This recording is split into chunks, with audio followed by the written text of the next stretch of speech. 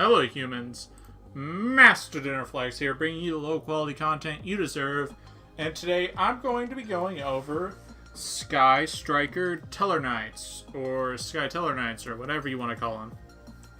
So, I just wanted to test this out because a lot of the reason why Trickstar Sky Striker works a lot is because they don't play a lot of monsters.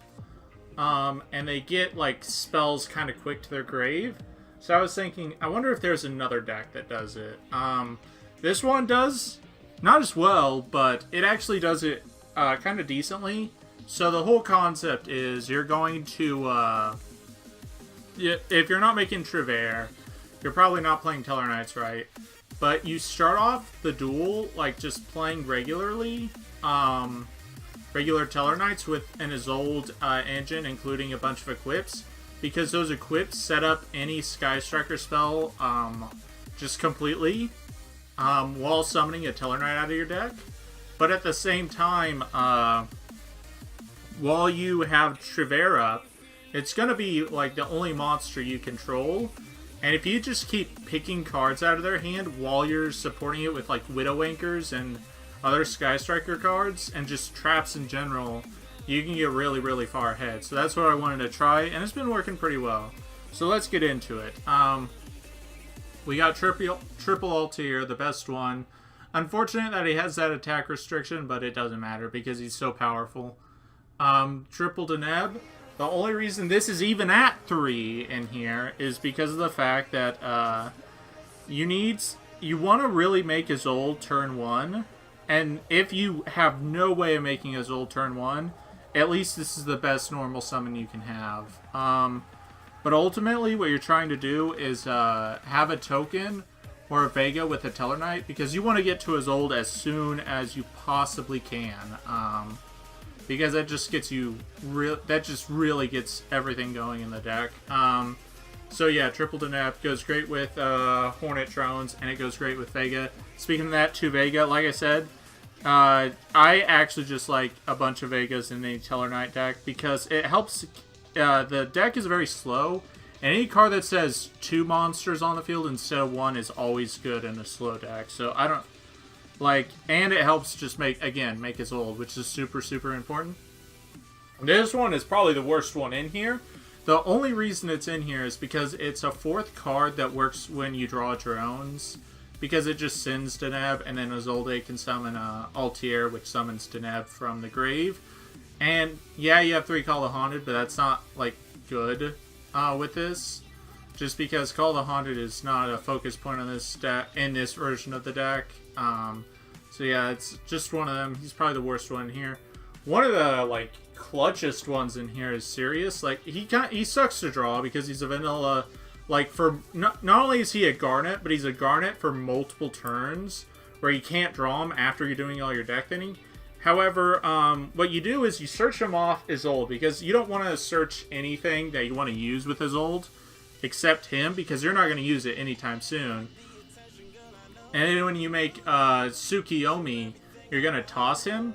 But that's really important, because that means whenever you're Deltros or Trevere looping, it means that at any random time, instead of Altair grabbing back one of your XCs, he will grab back Sirius, which resets your whole engine and gets you a draw. And you could actually draw into a Sky Striker package doing that. So that's really good. And this is the last one. I've been testing him out. He's alright. I actually just wanted another name that I could activate. But because this isn't a pure Tellarknight deck, sometimes you don't want to see any Tellarknight combos. Sometimes you just want to roll in Sky Strikers and just lock them out that way. They were playing against Sky Strikers, and then you summon Trevere on them when they try to combat your field. But this is one of the cards that just helps you get into either a trap or more Sky Striker cards. So yeah, one of him. He's alright. Again, with only like 10 other monsters to toss, and some of them you never want to toss, it's kind of awkward, but I still don't like him. Triple Engage, triple Hornet Drones. This package is insane. Double Widow Anchor, not 3, because usually first turn you won't have this online if you've made Isolde, because you're usually going to go Tsukiyomi and Tellarknight XE, or just Isolde or Summon Stork, Tellarknight XE. It all depends. but usually early on it isn't very live. But once you get into Trevere, or you just turn 1, make a Tellarkniight XC, this is very, very good. And we got Afterburners, just one of spot removal. Your monsters are weenie, and like they need Trevere to kill anything, so giving an extra card that also deals with back row too is very good in a control deck. This card's actually really cool. Not only is it an equip spell for his old, but if you equip it to a monster that's... You can't activate it unless you have no monsters in your main zone. Unless you have no monsters in your main zones. But while it's equipped to a monster, it gets 2 attacks on monsters, or it can attack directly. And if it destroys a monster by battle, you draw 1 card for each. So that's really, really good. I always try to keep this in the deck when I'm going as old, because that just leaves more options for my engage to work with. So yeah, it's very, very, very strong.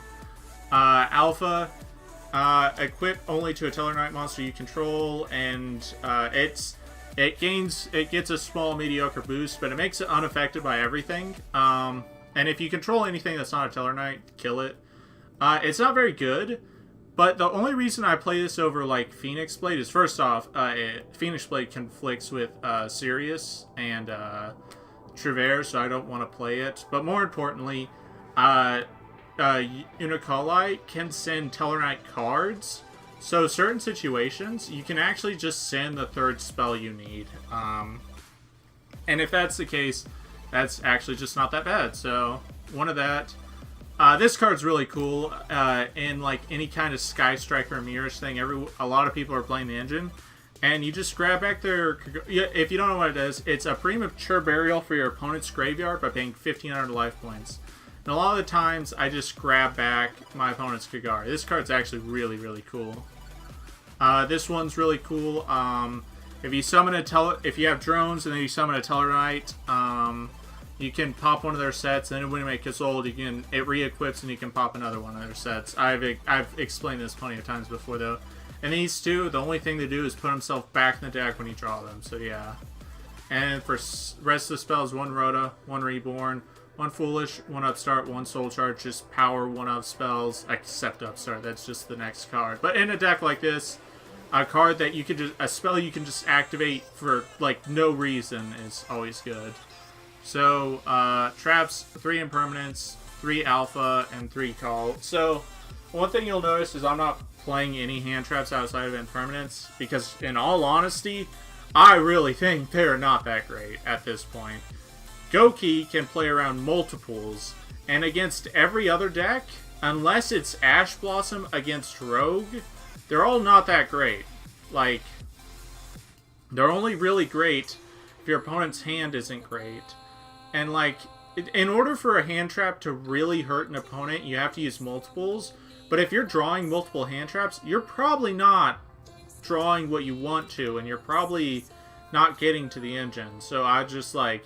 I'm really, really done with that. I'm so tired of trying to play hand traps and convince myself they're actually really good, because in all honesty, they're shit. I'm so tired of playing with them. And like, I'm gonna bet, like, as soon as if Goki gets obliterated, like, the hand traps will go from like 15 or 12, whatever that now, to like half or even less, because god, they suck so much. One Tsukiyomi, this is alright. No, it's not alright. It's actually great. I mean, it's alright in the sense that if you don't draw what you want to draw off it, it kind of sucks. But, at the same time, this helps you draw into alpha when you have a Tellarkniight on board. It's just, I can never draw anything I want to off of them. So we got 2 of this. It just, 2 level 4s make either Trevere or Deltros, which is important. And the reason you play Deltros is because he is Dante that summons from the deck instead of adding back from the graveyard. And no, that doesn't mean when he's XE summon leaves the field. It just means if he is sent from the field to the grave. So if you Altair him back, then decide to link summon him, link him away, you still get his effect again. So it's just like, this card's amazing at that. And then 1 Borreload. Kind of doesn't make sense because Altair hinders battle phase. But I've never made it, actually. Gumblar Dragon. This card should be banned. Like, aka Delinquidized Duo Dragon shouldn't be in the game. Phoenix, Unicorn, Summon Stork, just to get an extra Tellarknight out of your deck in a combo. And if they have no hand traps, that's perfect. One is old, Sinzal is like the most important part. And 2 Kagari, 1 Shizuku. Yeah, that's pretty much it. So yeah, thank you all for watching. Hopefully you enjoyed this video. And if you have any suggestions, let me know. I actually really like this deck. Probably use some work. I think 11 Tellarknights is a bit much in a deck you just want to be activating spells in.